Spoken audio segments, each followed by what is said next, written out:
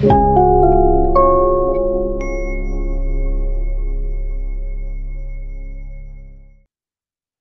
minggu ini kita akan membahas topik yang ke berapa? Eh, ke minggu ke-12 ya, mengenai dampak bencana.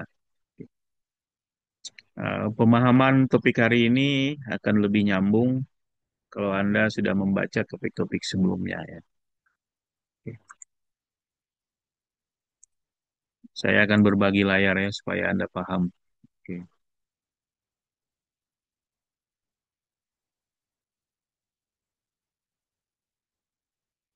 Oke. Sosiologi bencana minggu ke-12 dampak bencana. Nah, oke. Mari kita mulai. Untuk bisa memahami apa itu dampak bencana, kita harus memahami faktor-faktor sebelum bencana itu terjadi. Nah, oke, ingat. Saya ingin Anda mengingatkan kembali bencana dalam perspektif sosiologis. Oke, yang menjadi bencana bukanlah gunung meletusnya, bukanlah tornadonya, bukanlah gunung puyuhnya, bukanlah gempanya, dan peristiwa-peristiwa alam lainnya. Itu adalah peristiwa-peristiwa alam ciptaan Tuhan yang sudah terjadi, yang sudah ada sebelum manusia itu ada. Oke? Nah, manusia baru ada dalam catatan sejarah 500.000 tahun yang lalu. Manusia kuno, manusia primitif. Tetapi manusia baru beradab itu sekitar 10.000 sampai 20.000 tahun yang lalu. Ya, seperti itu. Bahkan penemuan awal di Mesopotamia sekitar 5.000 tahun yang lalu. Peradaban Mesir dengan piramidnya itu sekitar 3.000 tahun yang lalu. Tapi ini ada peradaban Sunda yang luar biasa juga di Gunung Padang ya. Berdasarkan teman Gunung Padang itu sekitar 10.000 tahun yang lalu lebih tua daripada piramid. Katakanlah peradaban manusia itu baru berperadaban itu 10.000 20 tahun yang lalu. Nah, peristiwa alam, gunung api dan sebagainya itu sudah ada ya, tapi tidak terjadi bencana ketika itu. Jadi bencana terjadi ketika ada interaksi antara peristiwa alam tadi yang memang Tuhan ciptakan begitu dengan ketidakmampuan manusia yang hidup di sekitarnya merespon dengan memadai. Oke, nah ini penting nih dalam pemahaman sosiologi bencana. Oleh karena itu Anda harus hati-hati ketika menyebutkan atau memahami bencana alam. Nah, ini kita suruh begitu kan? Bencana alam. Ketika kita mengatakan bencana alam harus hati-hati. Janganlah dipahami bahwa alamlah sebagai sumber bencana. Karena tadi itu saya katakan alam sudah ada. Peristiwa-peristiwa alam itu sejak manusia sebelum ada, semenjak bumi ini dibuat oleh Tuhan, ya kan? Nah, nah, tapi memang susah karena sudah menjadi istilah umum bencana alam. Oke, seperti itu. Jadi yang menjadi bencana itu bukan karena alamnya, tapi karena memang manusia yang tinggal di peristiwa alam itu tidak punya daya tahan, tidak punya resiliensi dalam menghadapi bencana itu, yang artinya manusia itu rentan atau vulnerable ketika menghadapi peristiwa alam tadi. Oke, nah di sini nyambung ya bahasan kita tentang topik hari ini tentang bencana, dampak bencana. Nah, di sini. Lalu apa ketika terjadi sebuah bencana, dampaknya bagaimana? Nah, untuk bisa melihat dampaknya itu dalam perspektif sosiologis, kita harus melihat dulu faktor penentu dampak bencana. Oke? Nah, yang pertama adalah ada dua penentu dampak bencana. Sejauh mana dampak bencana itu besar atau tidak, banyak yang meninggal atau tidak, banyak yang rusak atau tidak, dilihat daripada dua kondisi. Yang pertama, kondisi pra-dampak, pre-impact condition. Nah, apa ini? Nanti kita jelaskan. Yang kedua adalah kondisi khusus saat kejadian. Nah, kondisi yang pertama sebagai penutup sejauh mana bencana itu adalah kondisi pra-dampak, pre-impact condition. Nah, ini berkaitan dengan struktur sosial manusianya. Yang kedua adalah juga berkaitan dengan kondisi saat kejadian yang berhubungan dengan peristiwa alam tadi. Ya, maka keliru kalau kita hanya melihat dampak bencana pada aspek peristiwa alamnya saja, gunung apinya, gempanya dan sebagainya. Tapi harus ada kita lihat juga faktor penentu lainnya yaitu struktur sosial masyarakat. Oke.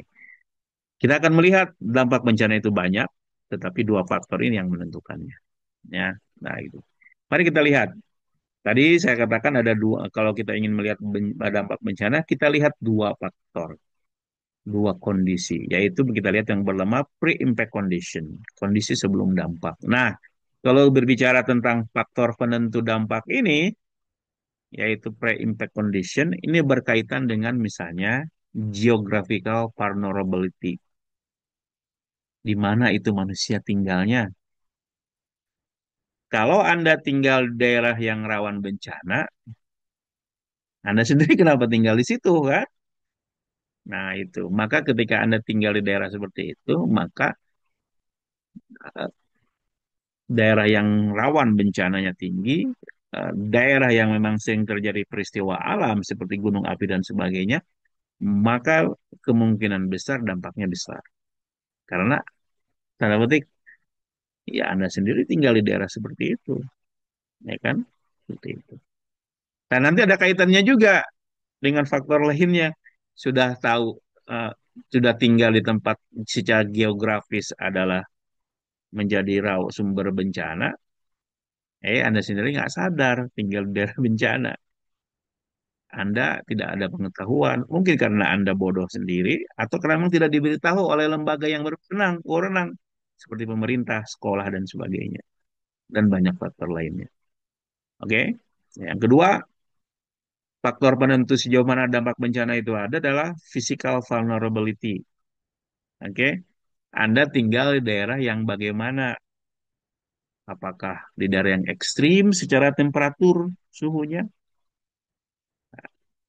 punya tekanan udara yang rendah atau tinggi, atau Anda tinggal di daerah yang bersumber eh, terjadinya misalnya sumber eh, kimia, bisa aja pabrik kimia, ya kan? Atau nuklir. Ya, seperti yang kita lihat, kalau Anda pernah mengikuti mata kuliah saya tentang sosiologi lingkungan, Anda pernah di situ ada topik mengenai Chernobyl, nuclear explosion, ledakan nuklir Chernobyl. Nah, kalau Anda tinggal di daerah seperti itu, maka ini menjadi penentu sejauh mana bencana itu berdampak atau tidak kepada diri Anda. Yang kedua adalah dari segi physical vulnerability ini, kerentanan fisik adalah dari sisi daerah di situ banyak pohon, tanaman, atau banyak binatang. Ya, seperti itu. Nah, kalau pada daerah itu adalah banyak ada hewan ternak, orang Anda bikin orang manusia bikin hewan ternak, lalu Anda menanam dan sebagainya, maka dampak fisiknya ya nanti akan berdampak kepada banyak kehilangan, kehilangan harta kekayaan berupa hewan ternak dan pohon-pohon. Nah, atau kita melihat dari sisi physical vulnerability ini pada aspek structural vulnerability, kerentanan struktur bangunan Anda. Nah, di mana Anda tinggal? Apakah tinggal di bangunan yang benar nggak strukturnya? Benar nggak pondasinya? Benar nggak dindingnya? Benar nggak atapnya? Nah, seperti itu. Nah, benar atau tidaknya, sesuai atau tidaknya bangunan yang Anda tinggali dan Anda bangun, menentukan juga sejauh mana bencana itu terjadi. Desainnya harus benar apa enggak? Kalau Anda sadar tinggal di daerah yang tadi secara geografis bencananya suka ada, lalu Anda bikin rumah atau bangunan lainnya sesuai dengan kondisi itu, fondasinya disesuaikan, dindingnya disesuaikan, kerangkanya disesuaikan atau sebagian, maka dampaknya bisa diminimalisir. Namun sebaliknya kalau Anda tidak sadar atau tidak melakukan struktur bangunan Anda, membuat bangunan Anda sesuai dengan kondisi alam Anda, maka dampaknya akan sangat besar. Jadi di sini jangan salahkan ketika rumah itu hancur karena topannya, jangan salahkan ketika rumah hancur karena gempanya atau yang lainnya, tapi karena Anda tidak paham atau tidak mau membangun rumah yang sesuai dengan kondisi alam Anda. Oke, seperti itu. Oke, seperti itu. Nah, selanjutnya kondisi sebelum impact, sebelum kejadian yang menentukan sebuah bencana itu besar atau tidak. Nah, dari sisi sosialnya, social vulnerability, kerentanan sosialnya. Nah, ya, tadi secara fisik. Sekarang, bagaimana kondisi ini sebelum bencana itu terjadi, dampaknya secara sosial, kondisi Anda tinggal secara sosial. Apakah ada kelemahan-kelemahan atau kekurangan? Satu misalnya tadi ada physical asset, building, isinya dan sebagainya. Tapi juga pada sisi adalah psikologis, psychological. Di sini maksudnya adalah begitu juga pengetahuan Anda. Apakah Anda paham Anda tinggal di daerah yang ada sering peristiwa alam terjadi, bahwa daerah Anda itu adalah sering gempa, sering gunung meletus, banjir, dan sebagainya. Apakah juga Anda ada skill menghadapi peristiwa-peristiwa alam itu, respon dengan memadai? Apakah juga Anda punya kemampuan untuk merespon dengan memadai? Nah, isu-isu ini, knowledge Anda, skill Anda, abilities Anda akan menentukan sejauh mana sebuah dampak peristiwa alam itu besar atau tidak terhadap Anda. Ya. Nah, ada juga sisi sosialnya. Nah, untuk bisa melihat sebuah dampak peristiwa alam itu besar kepada diri Anda, lihat bagaimana integrasi sosialnya dalam di mana Anda masyarakat tinggal. Bagaimana kohesi sosial masyarakat di mana Anda tinggal. Kalau masyarakatnya punya ikatan yang kuat, maka dampak itu bisa diminimalisir. Tapi sebaliknya, masing-masing ikatannya lemah, maka ketika ada bencana, orang yang terbencana mungkin akan lambat mendapatkan bantuan atau tidak sama sekali sehingga membawa kepada kematian. Jadi sebaliknya, bagi masyarakat yang kohesinya yang bagus, maka muncul ada semangat saling tolong menolong ketika tetangganya terkena peristiwa alam tadi, maka dampaknya bisa diminimalisir sehingga ditolong. Ya, maka casualty baik berupa kematian atau luka itu bisa dihindari. Nah, faktor lainnya adalah yang menentukan sejauh mana dampak bencana besar atau tidak adalah economic factors. Anda punya uang apa enggak? Financial savingnya itu masyarakat itu secara ekonomi bagaimana? Apakah dia berasal dari kelas menengah atas atau bawah? Nah, kekayaan yang Anda miliki baik berupa uang, baik harta simpanan di bank dan sebagainya menentukan juga sejauh mana dampak itu terjadi. Maka kita bisa lihat kalau sebuah masyarakat secara mayoritas ekonominya kuat, maka dampaknya bisa diminimalisir. Bahkan mungkin nggak ada. Tapi sebaliknya, dalam masyarakat yang ekonominya lemah, Anda nggak punya uang, tabungan nggak ada, satu-satunya harta itu yang Anda miliki, maka dampak sebuah bencana akan sangat besar. Yang terakhir, political. Nah, faktor political ini juga menentukan sejauh mana dampak itu terjadi besar atau tidak. Itu pemerintah gumaha willingnya, keinginannya untuk mengatasi bencana ini. Apakah pemerintah juga secara politik punya kesadaran bahwa negara kita misalnya adalah tinggal di daerah yang rawan bencana. Seperti saya jelaskan di peron keberapa kita adalah tinggal di daerah yang disebut ring of fire, cincin api. Artinya kita dikelilingi oleh gunung api di Asia Pasifik yang berarti itu rawan. gunung api, bencana, dan letusan gunung dan gempa.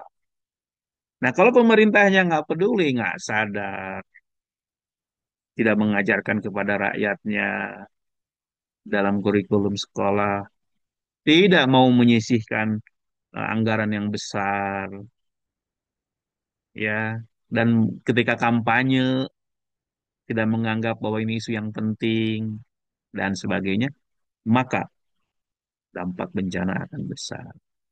Dari sini juga nanti Anda bisa melihat sejauh ini pemerintah kita seperti apa. Lalu Anda bandingkan dengan negara lain, ya, seperti itu. Oke, apakah pemerintah secara politik menyediakan resources sumber-sumber daya yang memadai, baik itu kebijakan publiknya, aturan hukumnya, dan sebagainya, ini akan menentukan sejauh mana dampak bencana itu besar atau tidak bagi masyarakat. Oke, seperti itu, ya.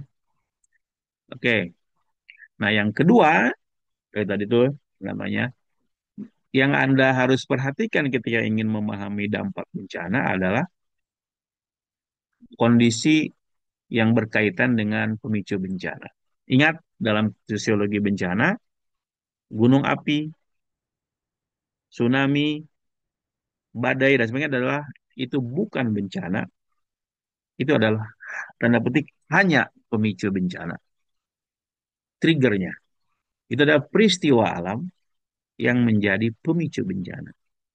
Bencana terjadi ketika peristiwa alam ini bertemu dengan kerentanan masyarakat manusia yang tinggal di sekitar trigger bencana tadi. Ya, nah, nah peristiwa alam tadi bagaimana karakteristiknya? Nah, harus dipahami juga. Ini juga menentukan sejauh mana dampak itu besar atau tidak. Tapi ini tidak mandiri. Sejauh mana juga adalah faktor yang pertama tadi. Penentu yang pertama. Nah, misalnya tingkat kedatangannya. Peristiwa peristiwa alam tadi misalnya banjir, gunung api, tsunami itu cepat atau datangnya lambat. Speed of onset. Datangnya itu tiba-tiba atau lambat. Nah, kalau peristiwanya yang lambat berarti kan banyak persiapan tuh. Tapi yang tiba-tiba, nah, mungkin susah pelambatan. Maka karakter peristiwa alam yang menjadi pembicaraan ini juga menjadi yang harus diperhatikan sejauh mana dampak itu terjadi. Tapi harus dikaitkan dengan yang tentu yang pertama tadi. Ya. Yang kedua adalah ada nggak tanda-tanda sebelumnya? Ada kalau dalam misalnya ketika terjadinya longsor atau nanti gempa bumi kan ada getaran-getaran awalnya. Nah, itu berarti semacam warning ya. Ada nggak kayak itu? Kemudian juga harus dilihat adalah intensitas sumber bencana tadi dan skopnya dan juga lamanya. Nah, itu juga menentukan sejauh mana besar atau tidaknya dampak. Nah, yang kedua lagi adalah kemungkinan terulang kembali atau tidak peristiwa alam tadi yang menyebabkan bencana. Nah, yang selanjutnya yang harus dilihat adalah yang menjadi penentu bencana adalah bagaimana responnya, disaster responses baik dari diri kita sebagai masyarakat dan juga pemerintah yang punya wewenang. Dan yang terakhir adalah recovery, disaster recovery. Itu penanganan bencananya seperti apa? Kalau yang pertama adalah disaster response ketika terjadi bencana, bencana apa bagaimana respon kita dan pemerintah? Kalau disaster recovery setelah terjadi bencana, bagaimana? Nah, ini adalah beberapa hal yang harus Anda perhatiin. Ada dua penentu, ada penentu yang berkaitan dengan sisi manusia atau masyarakatnya. Yang kedua si penentu yang berkaitan dengan peristiwa alam tadi yang memicu bencana. Ya, seperti itu. Nah, dua hal inilah yang harus kita perhatikan ketika kita ingin tanda petik mengukur sejauh mana bencana itu berdampak besar atau tidak kepada masyarakat. Nah, seperti itu.